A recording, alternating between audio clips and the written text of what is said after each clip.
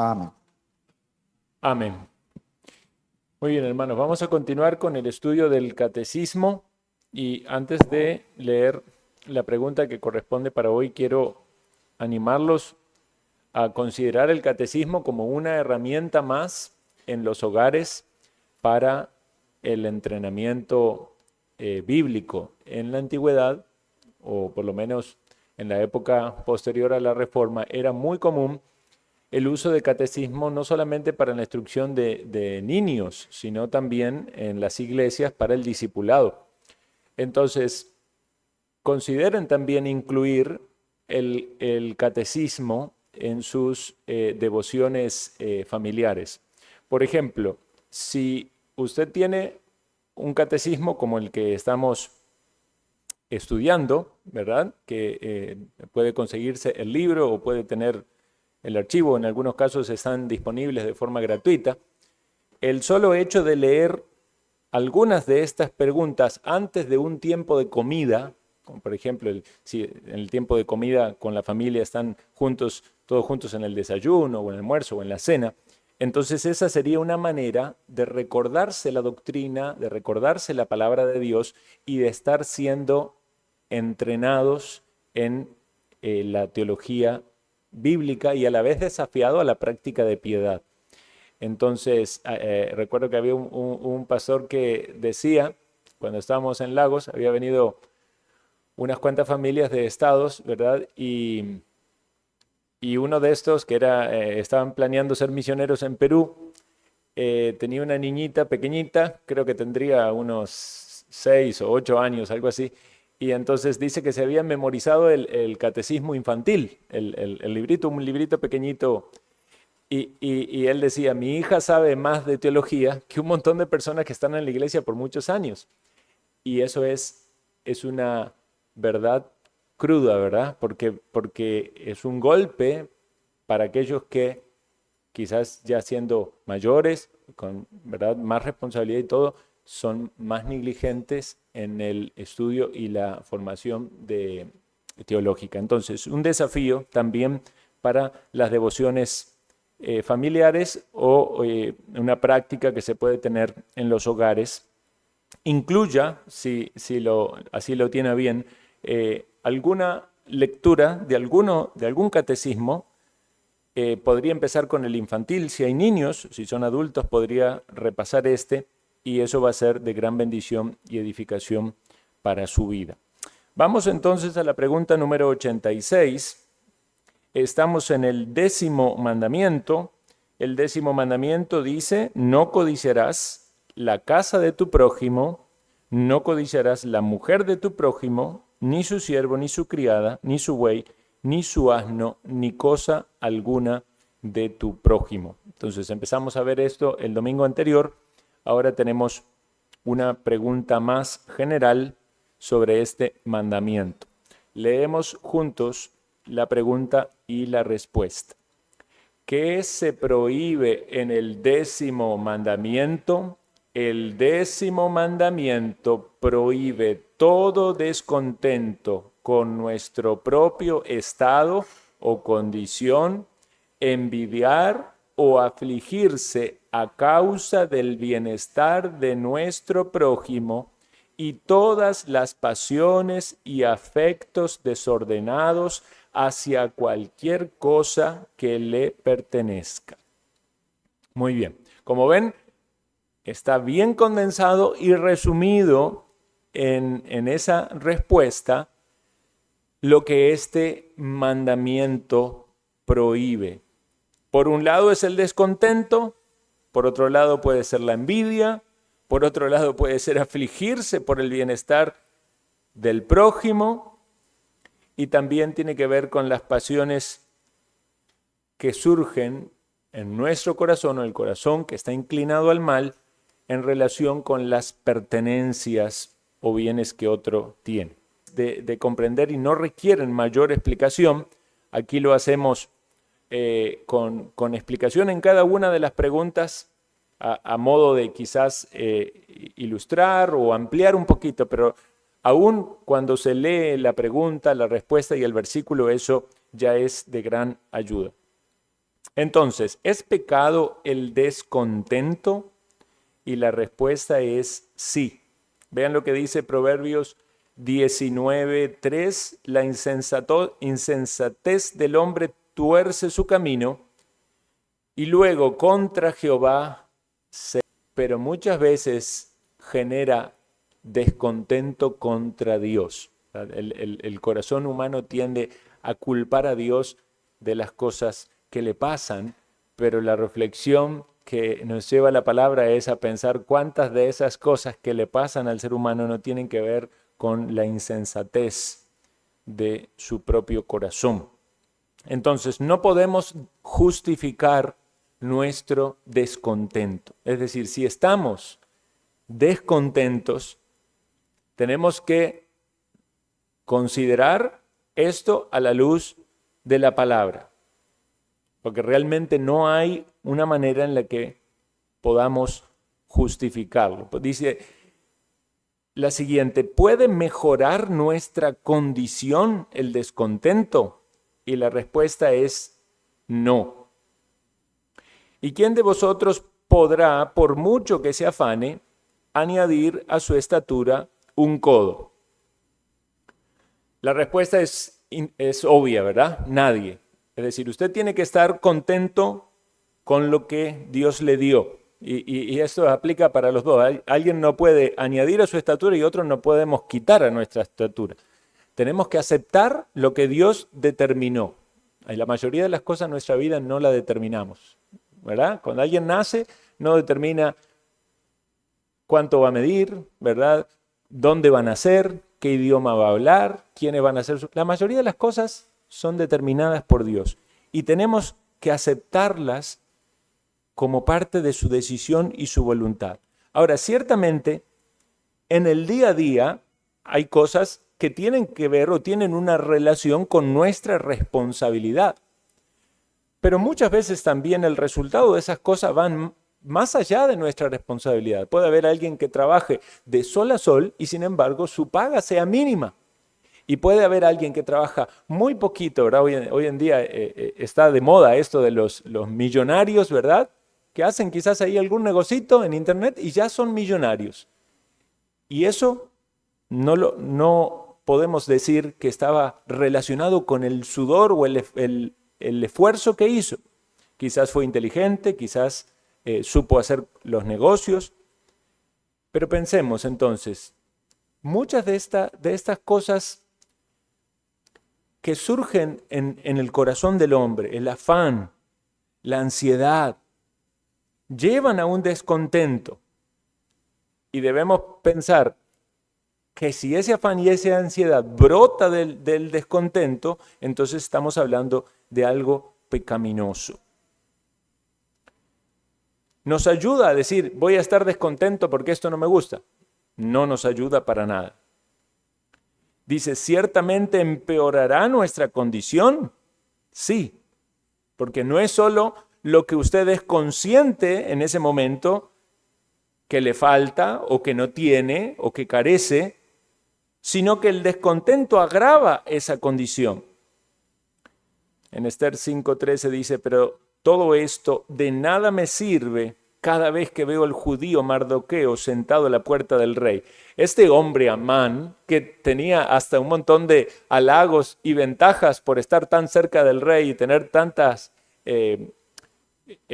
gracias de parte del rey, pero por causa del descontento en su corazón, por ver al judío Mardoqueo, él no podía disfrutar de las bendiciones. Qué triste es pensar eso, ¿verdad? Que cuando el descontento roba el corazón puede haber un montón de bendiciones.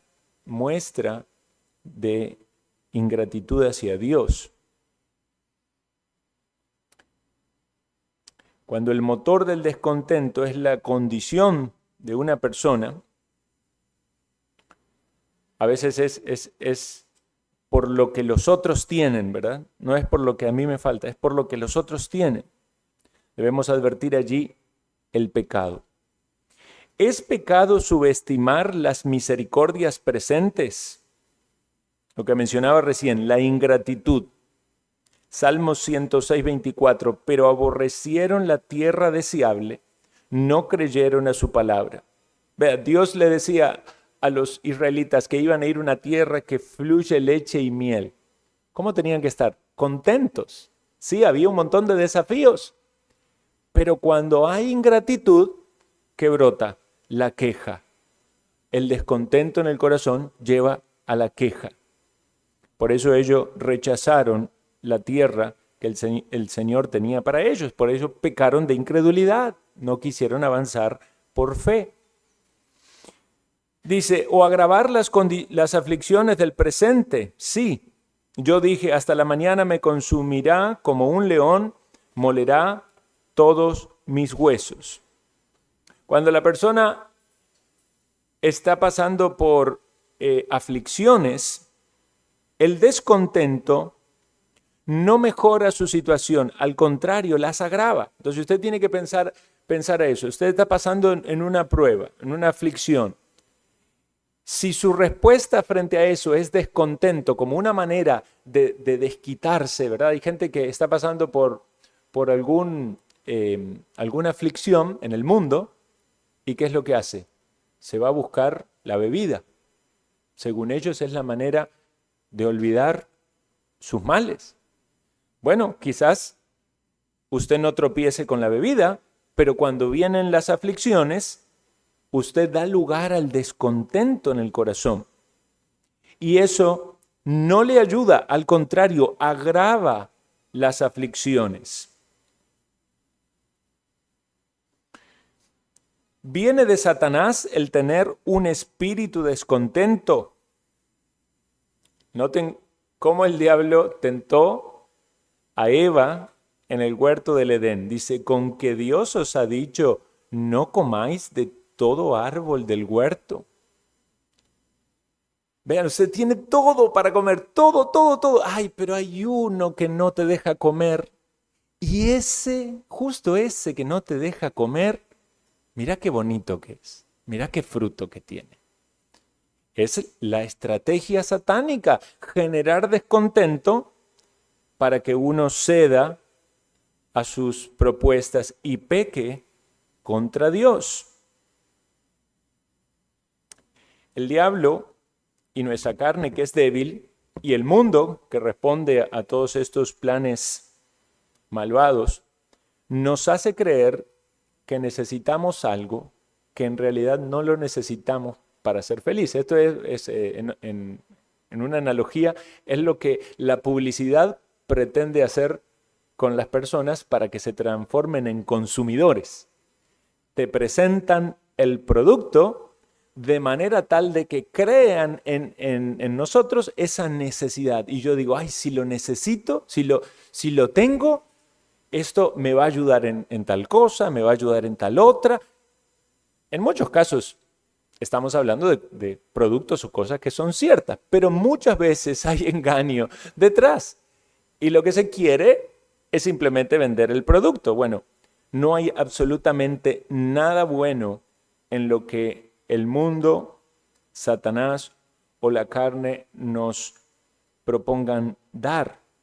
Por eso debemos advertir el peligro que hay en el descontento. Uno tiene que decir, realmente a la luz de la palabra de Dios no lo necesito. O sea, si es algo pecaminoso, no lo necesito.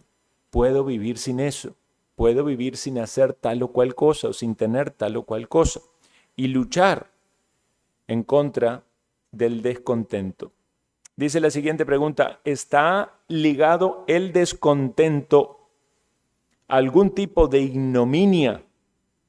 Y la respuesta es sí. Dice, estos son murmuradores, querellosos. Eso trae una mancha, ¿verdad? Está asociado con aquellas personas que están no solamente en un solo pecado, no es solo el pecado del descontento, es un pecado que tiene muchos parientes, tiene hermanos, tiene primos, ¿verdad? Hay algo que mancha la vida y alrededor de esa persona.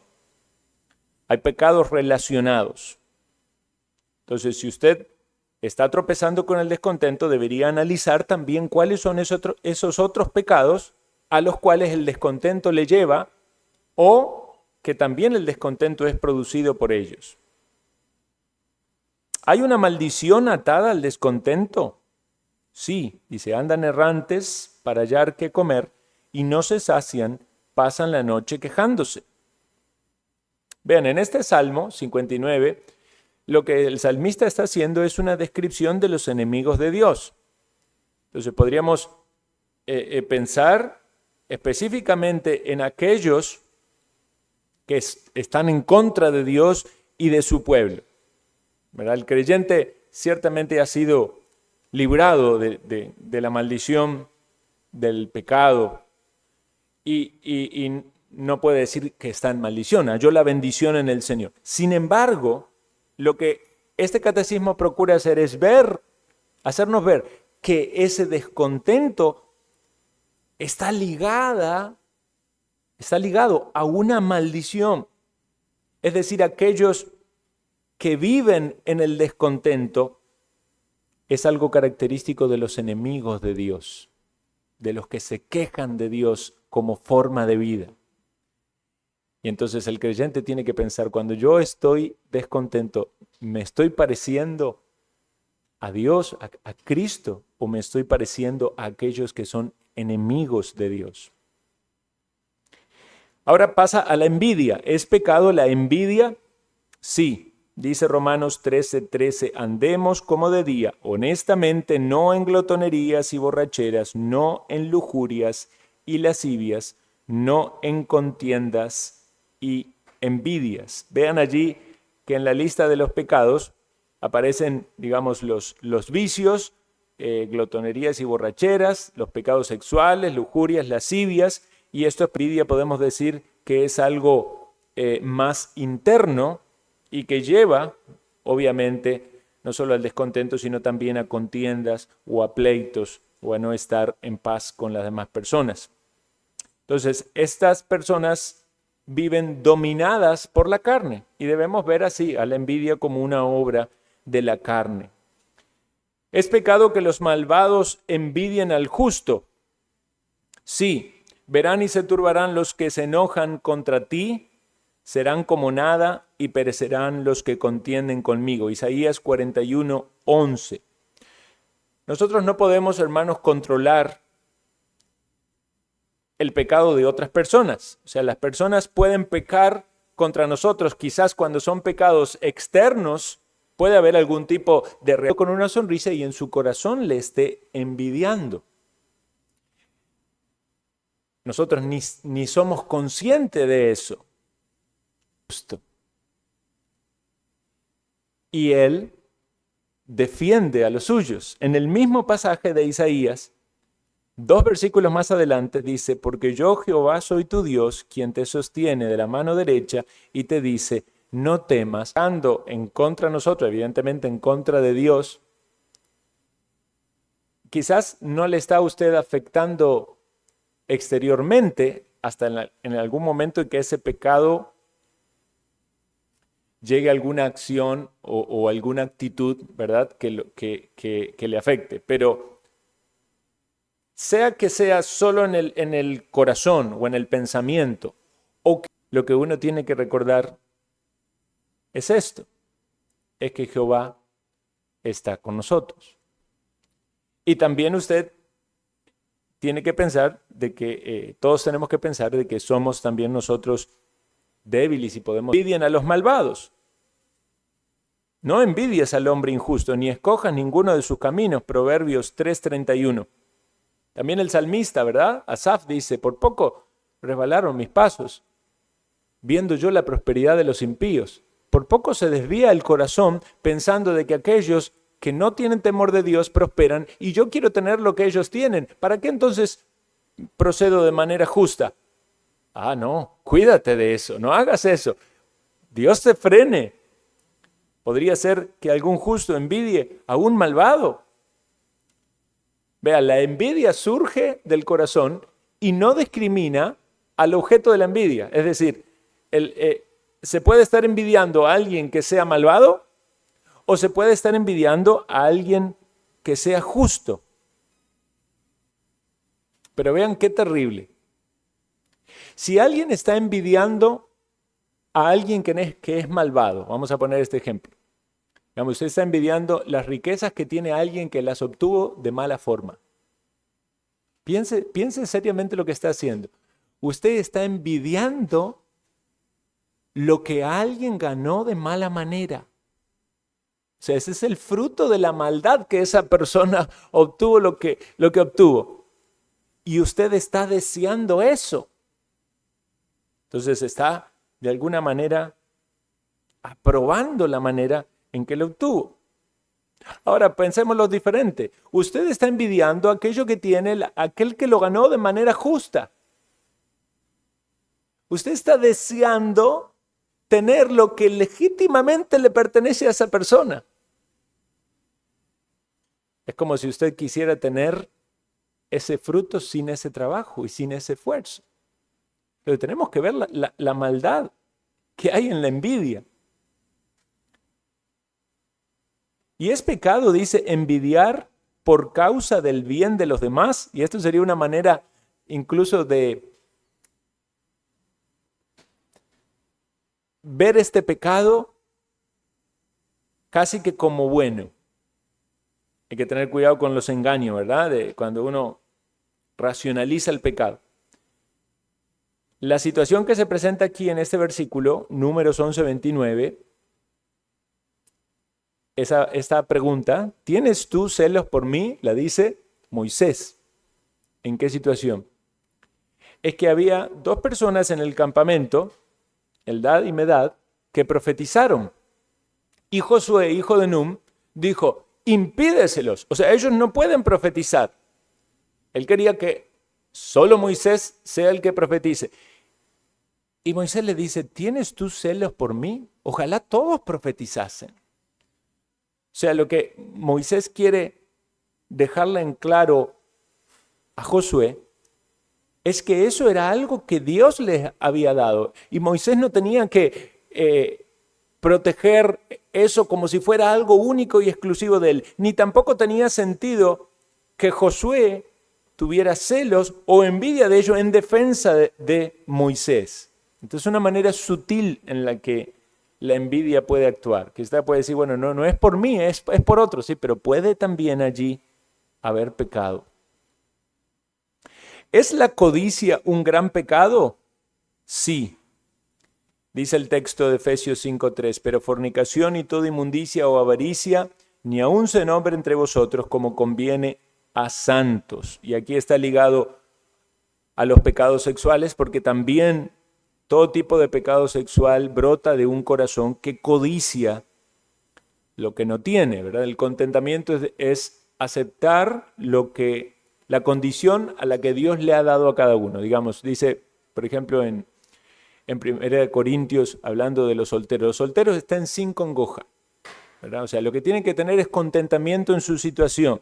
El que quiere casarse, que se case en el Señor, ¿verdad? Lo mismo, el caso de las viudas jóvenes que se casan, dice, con tal que sea en el Señor. Pero cualquiera sea la situación, tienen que tener contentamiento. Pero cuando no hay contentamiento con la situación que en la providencia de Dios da y se busca la satisfacción en lo sexual fuera de los límites del Señor, entonces evidenciamos allí el pecado de la codicia. Y es una gran aflicción. Y la respuesta es sí, ahora no en relación con la sexualidad, sino con el dinero. El que ama el dinero no se saciará de dinero. Eclesiastés 5:10. Recuerden el texto de Timoteo. Raíz de todos los males es el amor al dinero. Si usted quiere dinero y el dinero es su foco de atención, su meta, analice su corazón, pues puede ser que allí lo que haya es codicia. Es difícil decir, ya tengo lo suficiente, ¿verdad? En realidad puede haber muchas necesidades reales en su vida y en mi vida. Y puede haber planes de suplirlas, no está mal eso. Pero cuando hay codicia en el corazón, no hay contentamiento, se transgreden los límites o los métodos de Dios para obtener lo que queremos y dejamos de depender de Él. ¿Es un daño para nuestras familias? La respuesta es sí, el codicioso turba su casa. No se trata solo de que su pecado le va a afectar a usted, afectará también su casa, su familia. Vean, por la codicia uno puede tomar ciertas determinaciones o decisiones. Usted puede tener un mejor trabajo por tener mucho más recursos, pero tiene que pensar cómo ese trabajo afecta a su familia, cómo afecta su vida espiritual. Algunos pueden decir, bueno, estoy acorralado, no tengo opción. Bueno, Dios puede probar su fe, pero usted tiene que analizar si realmente esas decisiones o determinaciones son resultado de la codicia o es que no está dependiendo en el Señor para suplir para sus necesidades. Qué triste es pensar de que quizás usted tomó decisiones en base de lo económico y su meta fue proveer para su hogar y para sus hijos y lo logró, digamos que lo logró. Pero el costo de eso fue que su vida espiritual se vea deteriorada, que su familia no se críe y no se forme en los mandamientos del Señor. Y que cedió en muchas cosas por un corazón que apuntaba más hacia lo que podía obtener usted en este mundo y no lo que Dios tenía para usted. Es un prejuicio contra nuestros prójimos. Sí, dice, aconteció después de esto que Nabot de Jezreel tenía una viña. ¿Recuerdan la historia? Por la codicia, Jezabel mandó a matar a Nabot, pero Dios vio esta maldad. Pecado terrible que brotó de la codicia. Y sobre todo es una afrenta a Dios. Sí, Jehová empobrece y Él enriquece. Cuando hay codicia, hay una clara demostración del rechazo de la voluntad de Dios como dador. Hay personas que viven en carencia o en necesidad toda la vida y prácticamente que sus enemigos son aquellos que tienen. Casi que es una enemistad con el que tiene, con el rico. Es como, ¿verdad? Como un espíritu de descontento que se siembra incluso a veces en una visión de la sociedad y de la política donde el rico es tu enemigo. ¿Por qué? Porque vos no sos rico. Y hasta algunos partidos políticos lo utilizan como somos los defensores de los pobres. Y tristemente muchos de ellos se hacen ricos con ese eslogan y los pobres son utilizados para eso. Se siembra ese descontento. Es Dios el que empobrece y el que enriquece. Sí, esta es una perspectiva de ver la soberanía de Dios. También es cierto de que el hombre es responsable y el diligente va a tener fruto en su labor y el que es perezoso va a tener consecuencias. Es un pecado que muchas veces queda impune en este mundo. Y leí Isaías 57:10. Muchas veces Dios aplica la justicia en esta vida, las consecuencias vienen. El ejemplo de la codicia de Israel, uno de los pecados de Israel junto con la idolatría, o sea, codiciaron lo que otras naciones tenían, sus ídolos. Dios trajo juicio contra ellos. Pero ¿qué pasa a aquellos que viven toda su vida dominados por la codicia y finaliza su vida así? Dice, ciertamente esto no va a quedar impune en el mundo venidero, será castigado. Vean lo que dice 1 Corintios 6:10, ni ladrones ni avaros heredarán el reino de Dios. Los ladrones roban porque quieren tener lo que el otro tiene y utilizan la violencia para eso. Los avaros no quieren compartir de lo que tienen. Eso es mío y no para nadie más.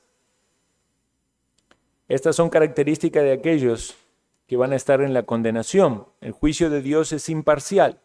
Y una vez más, no es solo un pecado de ricos. Así como también hay pobres y hay ricos que son dadivosos y que están contentos con lo que Dios les ha dado. A Dios le ha dado a algunos abundancia y manda a los ricos a que disfruten de las bendiciones, pero que sean dadivosos. Obviamente tienen medios para poder dar y practicar las dádivas. Y al pobre le manda a estar contento con lo que Dios le ha dado. Por tanto, ¿deberíamos luchar contra la codicia? Sí. Mas tú, oh hombre de Dios, huye de estas cosas. Huye de las tentaciones. Huye de querer enlazarte con este mundo. Huye de hacer tesoros aquí en la tierra. Porque es una lucha para el creyente que tiene el Espíritu de Dios y que debe mortificar el pecado en su pensamiento, en su corazón y también en las acciones. A veces uno tiene como un deseo de hacer algo bueno por el otro, una dádiva, ¿verdad? Y después hay algo que lo frena. Entonces tiene que preguntarse, ¿qué es lo que me frena? ¿Es la prudencia? ¿Es la sabiduría? ¿O es la codicia? Deberíamos orar contra ello, es decir, orar contra esta inclinación de nuestro corazón. Por eso dice el salmista, inclina mi corazón a tus testimonios y no a la avaricia. Es una guerra espiritual, hermanos. Es una batalla que como creyentes debemos luchar. Y como decíamos al inicio, puede ser que esté en nuestra mente y en nuestro corazón, puede ser que sea secreto, que a nadie se lo contemos, o aún que todavía no nos demos cuenta. Pero pidamos al Señor que examine nuestro corazón, que vea si en nosotros hay codicia, hay avaricia. El pastor Luke dio la serie acerca de las ofrendas. Esa es una manera de medir también si realmente hay avaricia en nuestro corazón o hay codicia. No quiero dar a Dios, o sea, no estoy dispuesto a dar como la palabra lo enseña, proporcionalmente según Él me ha prosperado. No abro mi corazón para con los necesitados, para con los que pasan adversidad en este mundo. Debemos orar. Y si podemos desear deleites ilícitos, no, dice, ni codiciemos cosas malas como ellos codiciaron. 1 Corintios 10:6 habla también de la historia del pueblo de Israel en el desierto y sus codicias.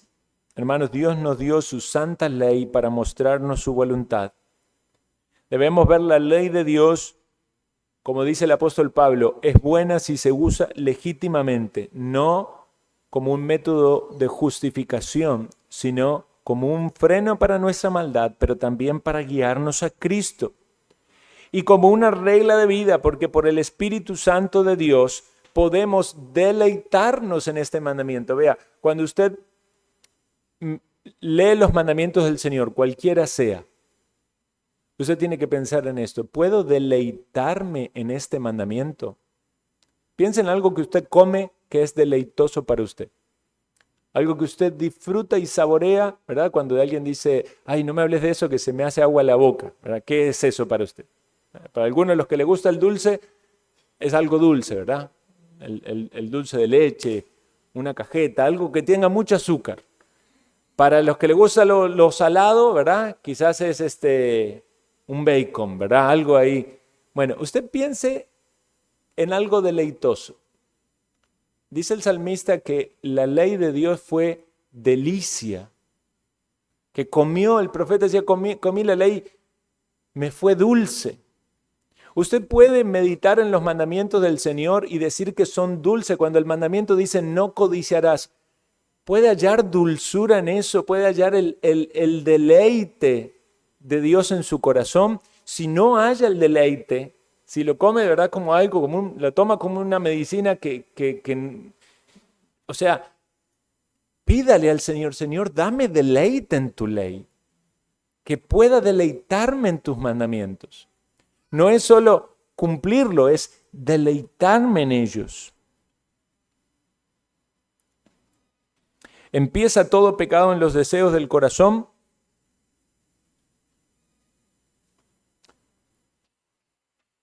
perdón, me pasé uno, o deleites lícitos de una manera desmedida.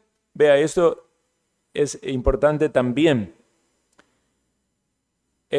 Juan 6:27, trabajad no por la comida que perece, sino por la comida que a vida eterna permanece. El desequilibrio en las cosas que buscamos en esta vida puede poner en evidencia este pecado en nuestro corazón. Es decir, ¿cómo ordena usted las prioridades? Si hay desequilibrio en sus prioridades,